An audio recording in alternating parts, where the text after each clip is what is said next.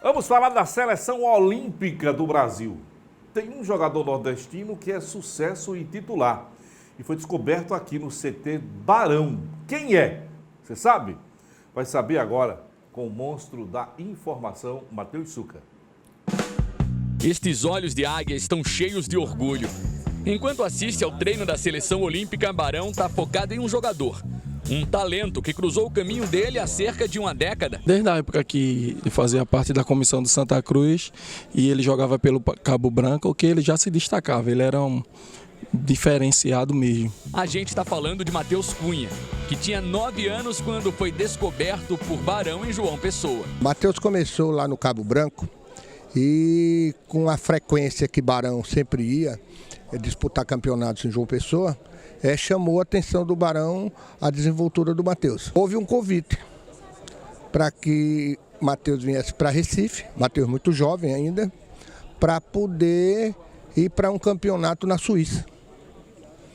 E no início eu disse, meu filho, você quer ir? Ele disse, quero, pai. A trajetória de Matheus no CT Barão foi marcada por títulos e amizades que duram até hoje. Tenho uma amizade com o Matheus de 10 anos. Eu já fui na Alemanha, inclusive há pouco tempo eu estava lá. Ele me chamou e a gente foi lá para brincar, até para descontrair um pouco, porque a pressão é muito grande para quem é jogador do nível dele elevado. E aí eu também mantenho relação, estou sempre viajando a João Pessoa, estando com ele, com a família dele. Além de ser atacante titular da seleção olímpica, Matheus Cunha é artilheiro no RB Leipzig da Alemanha. Concorreu ao prêmio Puskás com esse golaço. É gratificante ter dentro dessa caminhada o reconhecimento. E como eu falei, eu espero dar meu máximo aonde eu esteja. E estando aqui na seleção é o objetivo de qualquer jogador. Só que Matheus não esquece as origens. A mãe do atacante é encarregada de recepcionar os amigos da família que acompanharam o último treino nos aflitos. É uma energia muito boa e o Matheus passa isso, essa energia, porque ele é um menino muito carismático. A torcida vai ser ainda mais especial porque Dona Luziana é daqui de Pernambuco. Inclusive, Matheus chegou a vestir a camisa de um grande clube do estado. Quase jogou no esporte, foi isso? Ele chegou a não disputar campeonato, mas futsal, só no futsal. Inclusive já estava sendo olhado para o campo. Foi quando o empresário, conversou conosco e disse, olha, eu tenho um convite do Curitiba para o Matheus. Quer ir, Matheus? Quero. E do Coritiba para o futebol europeu, um pulo. Matheus vai para o 2º ano na Alemanha. Para o treinador da seleção olímpica é só o começo. Do treino a toda a convocação tem se demonstrado um jogador com muito potencial. Já é uma realidade, né? Mas eu acho que ainda com margem de crescimento e com potencial para atingir o mais alto nível possível e com certeza almejar uma seleção principal no futuro próximo. Os elogios até mexem com o coração de Dona Luziana, mas nada como ver o filho de perto nesta noite no amistoso contra a Venezuela. Muito ansiosa, rezando assim que ele continue fazendo os feitos que vem fazendo, né? Matheus Cunha se destaca pelo futebol, mas também pelo comportamento fora de campo. O atacante foi obrigado pelos pais a continuar estudando, mesmo enquanto treinava e jogava na base do Coritiba. Terminou o ensino médio, prestou vestibular e passou para o curso de Educação Física numa Universidade Federal lá no Paraná. Claro que não teve como conciliar com a bola. Então Matheus seguiu dando show no futebol, mostrando as qualidades que já apresentava desde pequeno e que devem consagrá-lo na seleção brasileira. Ele, por ser habilidoso, ele armava mais do que fazia. Hoje ele está recebendo com a habilidade que tem, aí virou goleador. Mas isso daí também ele viu um monte do meus DVD, né? Que eu ensinava muito a ele fazer gol. Pô, o Barão bate bem na bola, ele sabe fazer uns golzinhos. Não, Barão, tu deu uma exagerada danada, Barão. Pelo amor de Deus, né, cara? Agora, Evaldo, que história linda, né, cara? Belíssima. E triste, por outro lado, sabe? Porque, você vê, o jogador ficou aqui, pererecando por aqui, esteve dentro do esporte e acabou... Por que os caras lá fora são mais espertos, descobrem mais rápido do que nós, hein? Eu tenho...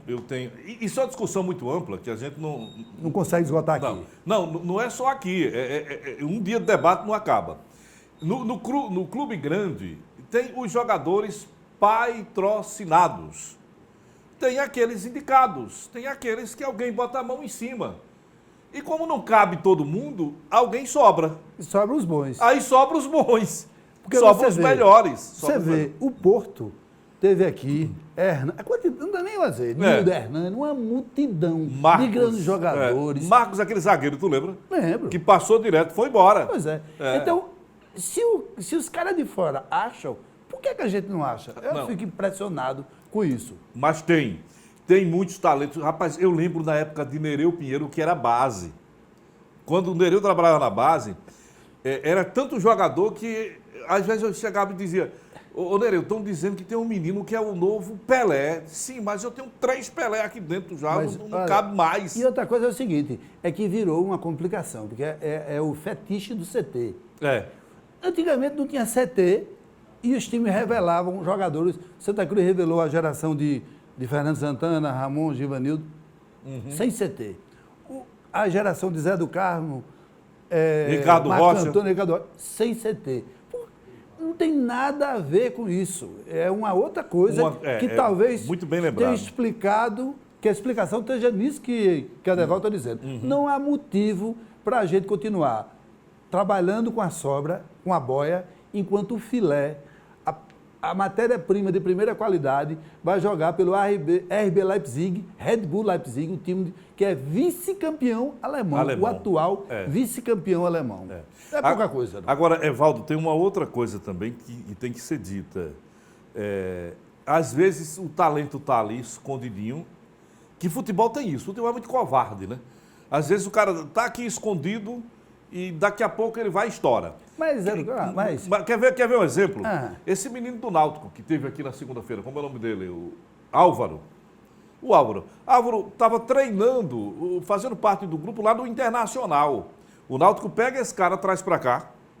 Aí esse cara acaba se transformando no grande ídolo e o condutor do Náutico ao título nacional da Série C. Isso acontece. Isso acontece também. Keno que andou por ali e quando chegou aqui revelou-se no Santa Cruz um jogador de primeira linha do futebol internacional. Foi embora para o Palmeiras e hoje está rico lá fora. Mas falta a capacidade de alguém olhar um tempinho antes da flor desabrochar. Perfeito. É descobrir o potencial da semente.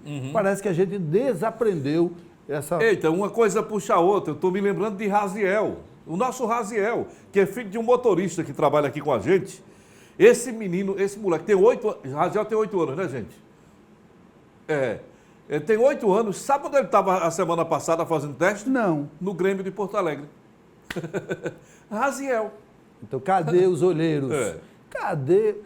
Mas não é Zé Custódio, era? Era.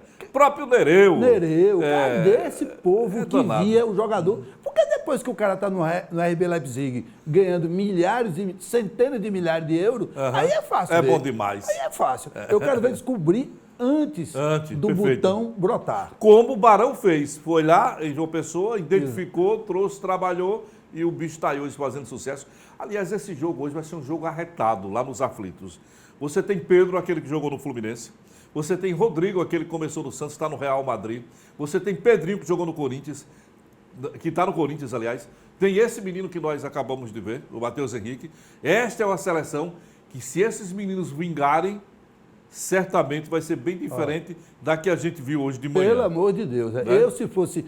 no mundo perfeito, a gente pegava de olho fechado esse pacote que está aí e transformava em seleção principal do Brasil e pegava aquela seleção principal do Brasil e deixava onde eles estão. Verdade. Claro, tem que trazer Neymar, tem que trazer...